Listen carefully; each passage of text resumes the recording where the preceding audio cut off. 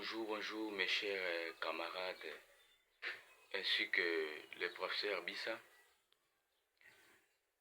Moi particulièrement, je suis l'étudiant de l'ENEKIN, Mikobi Peter.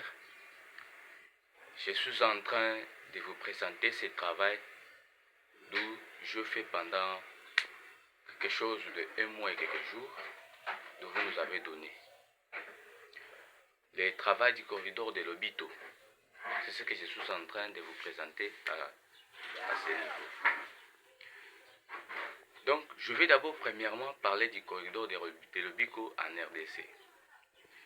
Le corridor de Lobito est une voie principale majeure qui relie les 3 pays. Entre autres, nous voyons la RDC, la Zambie ainsi que l'Angola. Alors, à ce stade, ce projet, c'est un projet majeur qui va donner la civilisation dans notre pays. C'est un projet majeur qui va nous développer d'une manière économique. C'est un projet majeur qui doit nous donner des avantages ainsi que la sécurité au sein du pays, la RDC. Alors, à ce qui concerne les pays, je vais d'abord premièrement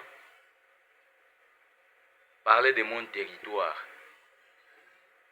précisément à Mouika, dans la province de Chikapa, du Kassai, Chikapa, chef-lieu.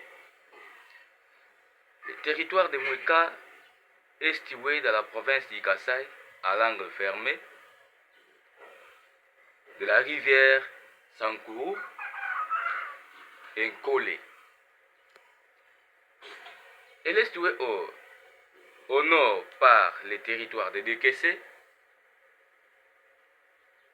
au sud par le territoire de Luebu, à l'est par le territoire d'Endemba ainsi de Djumbelenge, à l'ouest par le territoire de Djilebo. Alors, je dois essayer un petit peu de relier mon territoire avec les corridors de Lobito pour que mon territoire puisse avoir un peu des avantages sur ces corridors de Lobito. Pour ce faire, chez nous, nous parlons de la route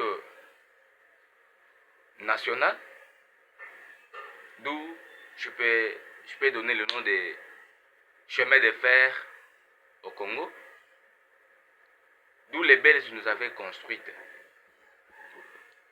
Alors, c'est ce chemin qui va permettre à mon territoire d'avoir la civilisation avec le corridor de Lobito.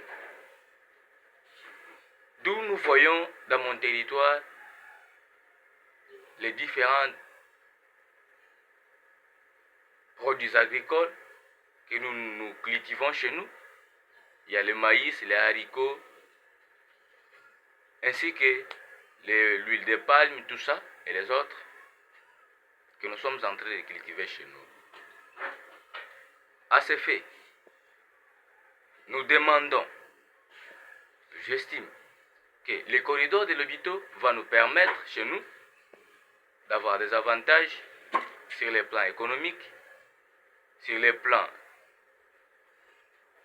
juridiques, voire même sur les plans infrastructures, parce qu'il n'y a pas de bâtiments, il n'y a pas de routes.